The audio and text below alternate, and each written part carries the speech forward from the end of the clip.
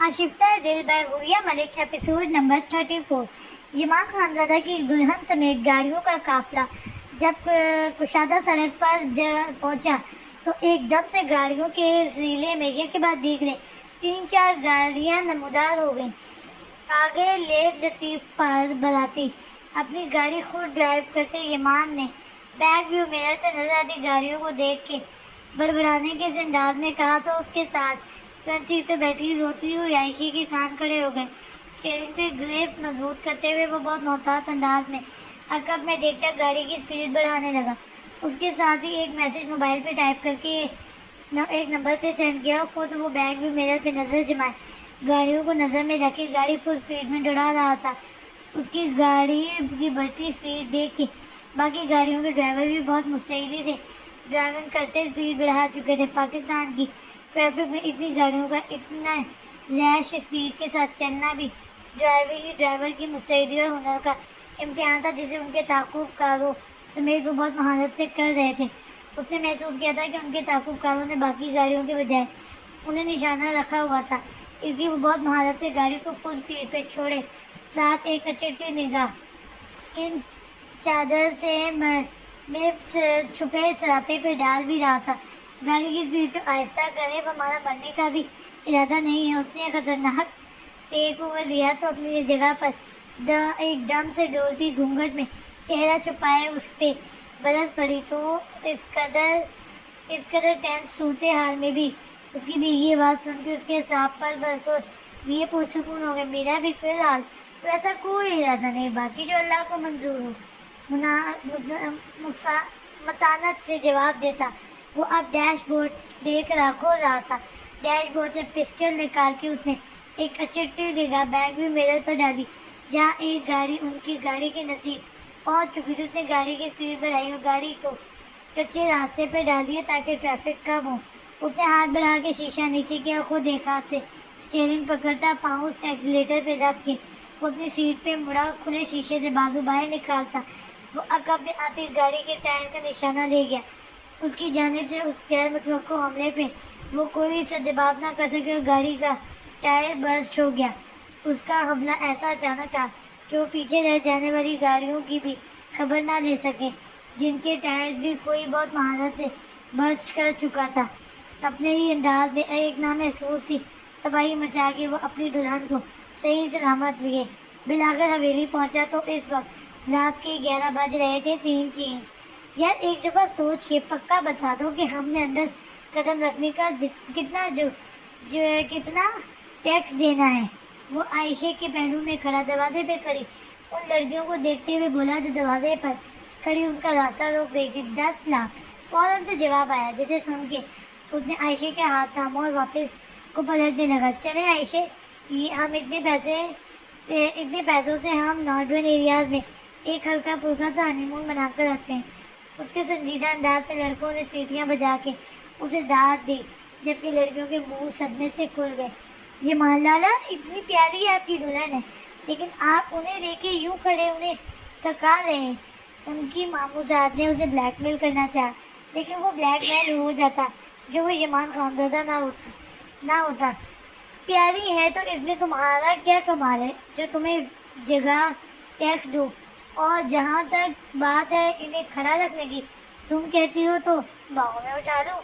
वो सब बड़ों की मौजूदगी को मज़े से फरामोश करता बेशर्मी से गोया हुआ तो उसकी बात सुन के उसके साथ खड़ी आयशा बेसाख्ता बेजाती हुई 2 कदम पीछे आयशा की इस बेख्यालाना हरकत पे एक फरमाइशी कहका उबल पड़ा।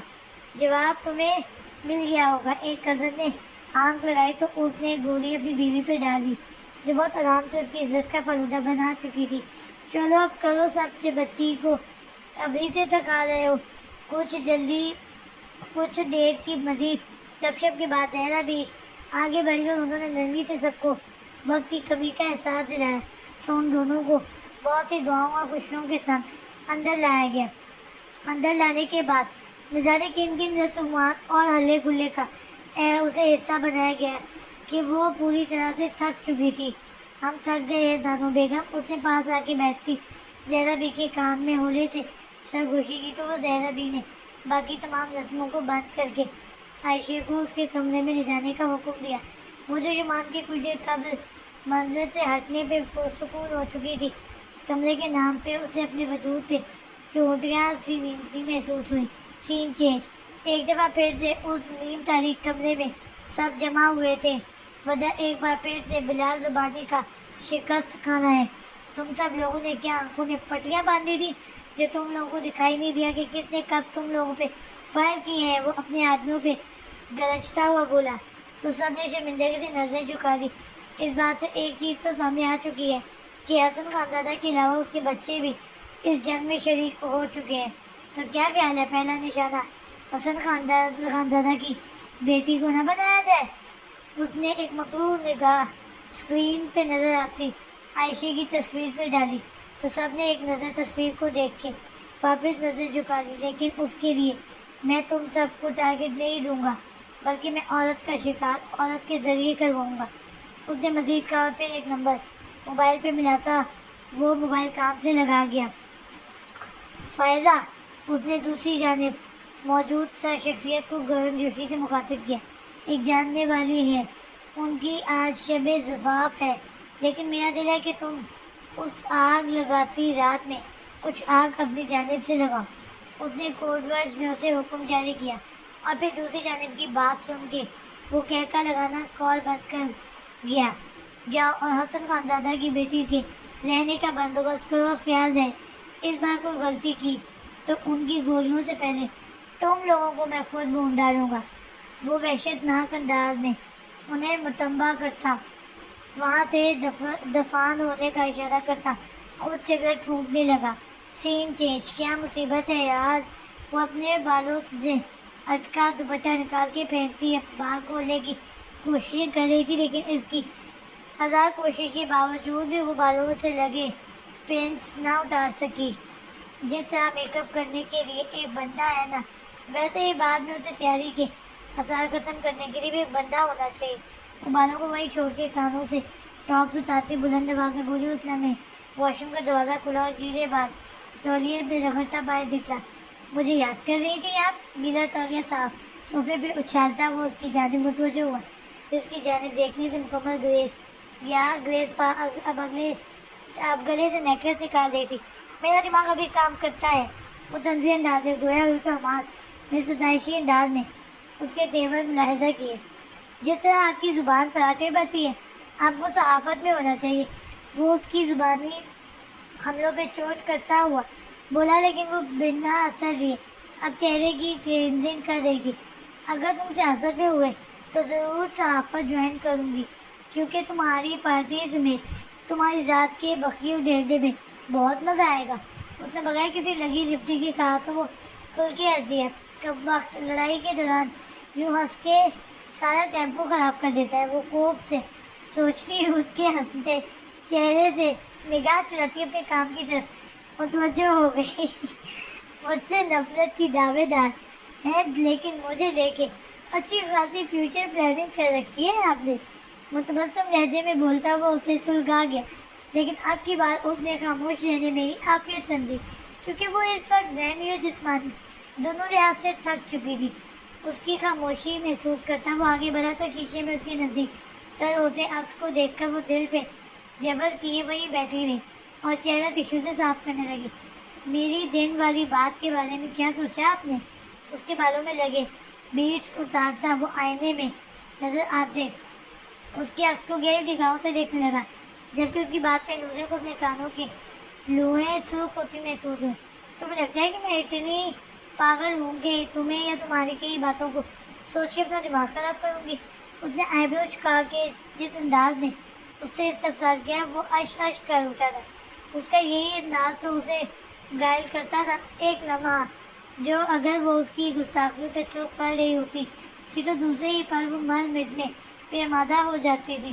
ایک لمحے جو وہ نفرت پہ مائل ہوتی تھی تو دوسرے ہی پل وہ نارمل نظر آنے لگتی تھی۔ اور بھی اس کی بات کا جواب دینے ہی لگا تھا کہ اس کے موبائل کی مخصوص ٹیون بجی تو اس نے جلدی سے سائڈ ٹیبل پہ پڑا موبائل اٹھایا۔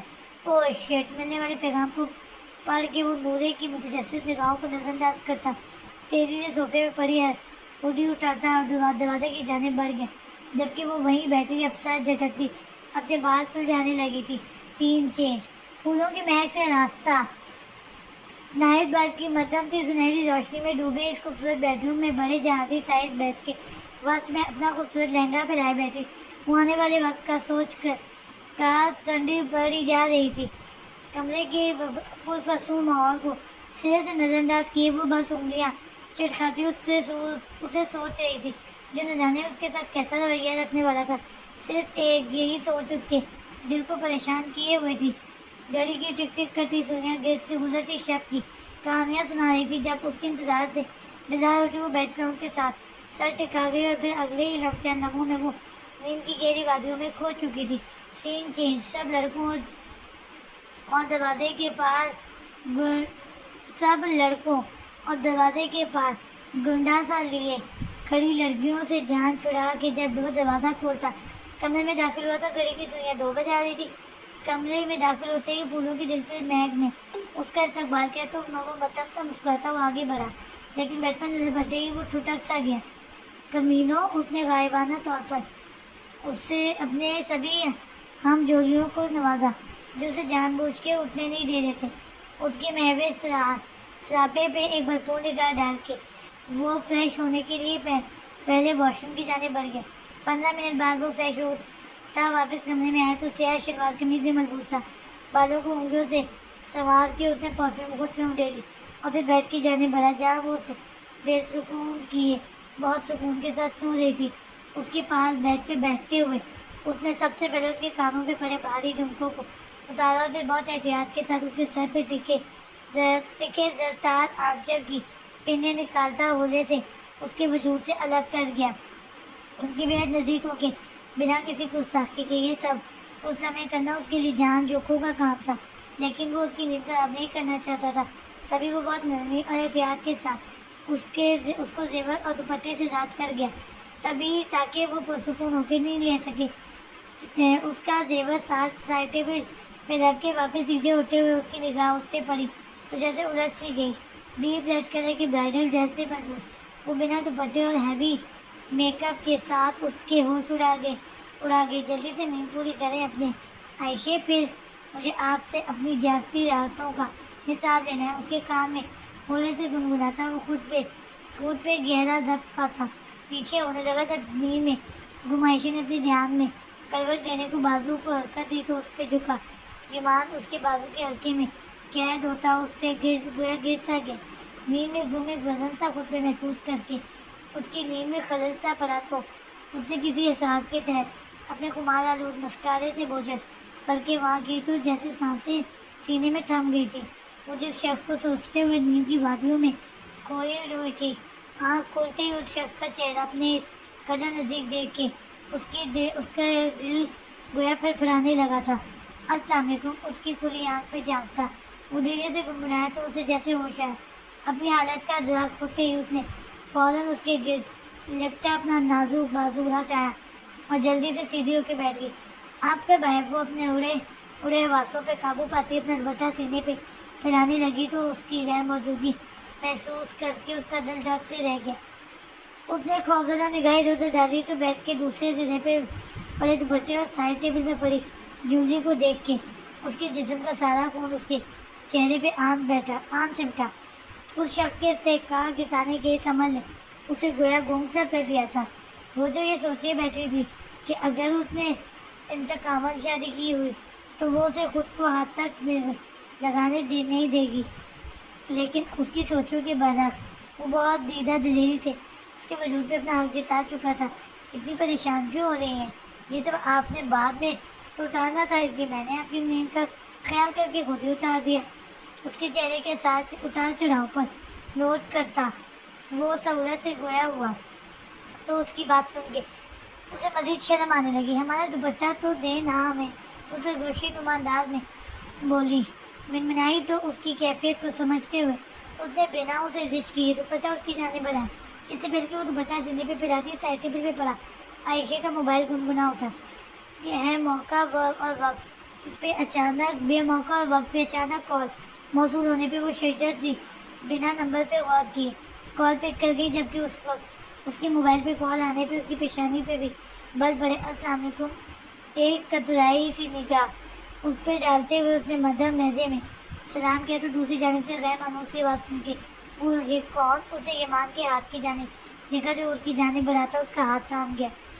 میں وہ ہوں جس کی شوہر کے ساتھ آج تم نے شادی کر کے میرا حق مانا ہے.